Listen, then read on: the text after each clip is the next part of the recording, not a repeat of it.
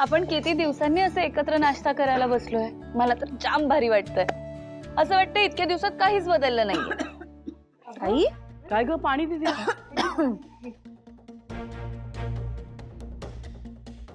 काय ग, काय झालं? मी काही चुकीचं बोलले का? नाही ग, पण सगळे कुठे आहेत? हरीश नाहीये, सिंचना वहिनी नाहीये. अगं हो, ते आहेच, पण आपण सगळे आहोत ना. आई, आणि आता बघा, आई संतोष दादाकडे घर खर्चासाठी पैसे मागले आणि संतोष दादा काही ना काहीतरी कारण देईल.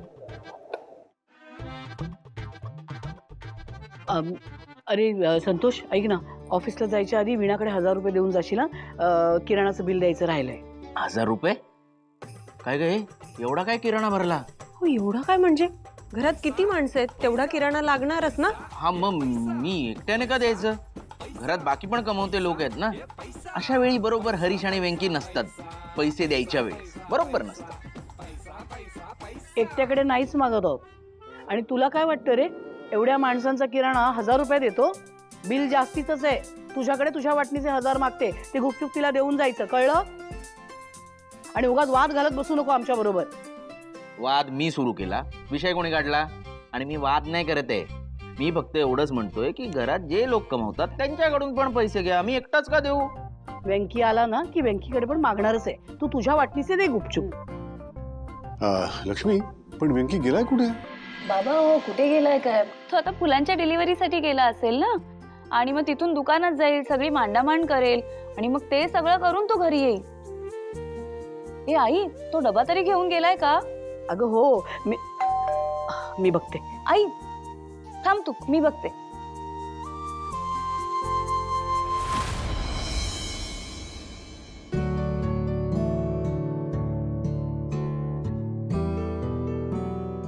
हे बघा, पुढच्या 4 दिवसात चांगला मुहूर्त आहे. पुढचे 4 दिवस टळून गेले की पुढे महिनाभर चांगला मुहूर्त नाहीये. दिवस गुरुजी, 4 दिवसात लग्न? एवढ्या कमी दिवसात कशी तयारी होणार आहे? हो, बरोबर आहे तुमचं, पण त्यानंतर नवरा मुलगा आणि नवरी मुलगी यांना लाभेल असा दुसरा मुहूर्त नाहीये. बरं, नाही ठीक आहे, आम्ही करतो तयारी सुरू. तुम्ही म्हणताय तसं सगळं होईल. यावेळी सिद्धू आणि भावनाच्या लग्नात मला कुठलीही कमतरता जाणू द्यायची नाहीये. उत्तम. मग आता मी तुम्हाला लग्नाच्या तयारीची पूर्ण यादी पाठवतो, ठीक आहे? हो चालेल. निघतो मग. हो या. नीलांबरी, आपल्याकडे फक्त 4 दिवस आहेत आणि 4 दिवसात आपल्याला सगळी तयारी उरकायची आहे. यावेळी ना मला सिद्धू आणि भावनाचं लग्न फार उत्साहात साजरं करायचंय. चल पटापट तयारी करावी लागेल ना. मी सिद्धूला कळवते. हो आई. 1000 वेळा लग्न करतायत तरी किती कौतुक चालू आहेत.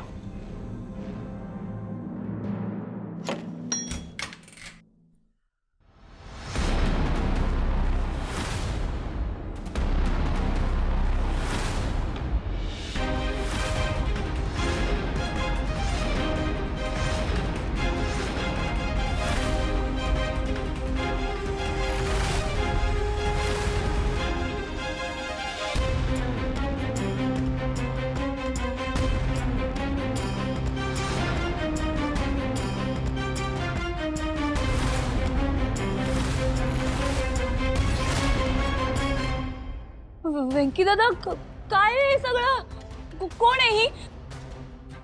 ए आई, बाबा, हा बघा, हा लग्न करून आलाय. आई, हे बघ.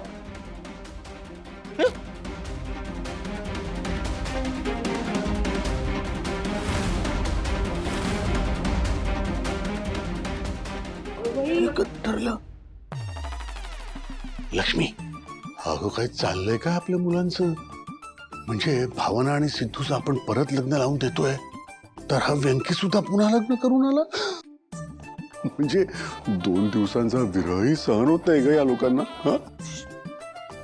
आई, बाबा, लग्न केलं याने. बघ ना. नाही, मला सांग, अचानक लग्न कसं काय केलंस तू? आम्हाला कोणालाच काही सांगितलं नाहीस? संतोष दादा, तू सांग, तुला काही माहितीये? हा मला छे छे छे मला यातलं काहीच माहित नव्हतं, अजिबात माहित नव्हतं.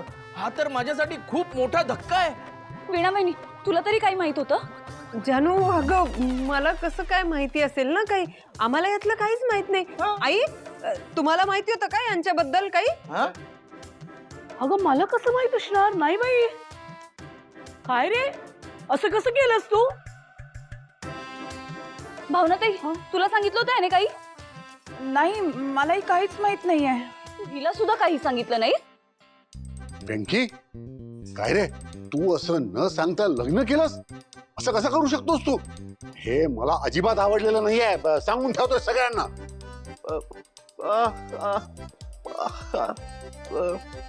प्रेम. हा, ते माझं आणि वेंकीचं एकमेकांवर लई म्हणजे लई प्रेम आहे, म्हणून आम्ही लगीन केलं. काय आहे हे सगळं? तू असं कोणालाही आपल्या घरी कसं घेऊन येऊ शकतोस?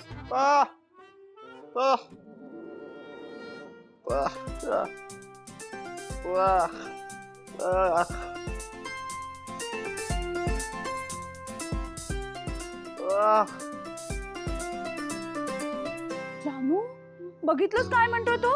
माझ्या बायकोला असं बोलायचं नाही असं आपल्याला सांगतोय तो. हा मग आता आमचं लगीन झालं आहे, मी बायको आहे त्याची. मग मला जर का कोण काही बोललं तर तो त्यांना बोलणारच की तसं. वेंकी दादा, म्हणजे आता तू हिच्यासाठी आम्हाला ओरडणार?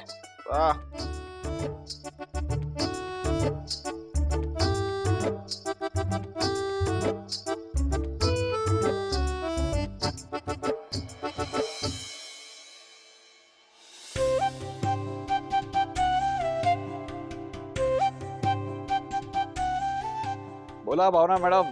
काय सिद्धिराज, आज झालंय काय तुम्हाला? पुढे काय झालं? अहो म्हणजे 1 तास झाला, तुमचा काही मेसेज नाही, फोन नाही, म्हणून म्हणलं जरा मीच फोन करून विचारावं नवरोबाचं काय चाललंय. नवरोबाची नाही, तुमचं काहीतरी चुकतंय असं मला वाटतं.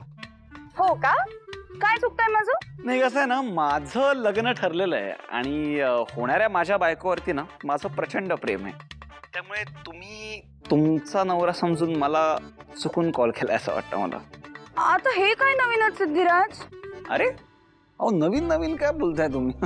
अहो मी खरंच सांगतोय तुम्हाला, तुम्हाला माझ्याविषयी फार माहिती दिसत नाही वाटतं. माझं खरंच लग्न ठरलेलं आहे आणि लग्नानंतर माझी प्रिय बायको माझ्या घरी सुद्धा येणार आहे. तुमची बायको आता 5 मिनिटात तुमच्या घरी पोहोचते. काय बोलताय तुम्ही? शक्यच नाही. सिद्धिराज, तुम्ही अशी उगाच चेष्टा करू नका माझी. एक दिवस तुमचा मेसेज नाही आला तर इतकं चुकल्यासारखं वाटत होतं मला, आणि तुम्ही हे असं वागताय माझ्याशी. पुरे करा आता हे. हो, तुम्ही कोण बोलताय मला खरंच कळत नाही. आणि मी तुम्हाला सांगितलं ना, माझं लग्न झालेलं नाहीये. बास आता चेष्टा पुरे.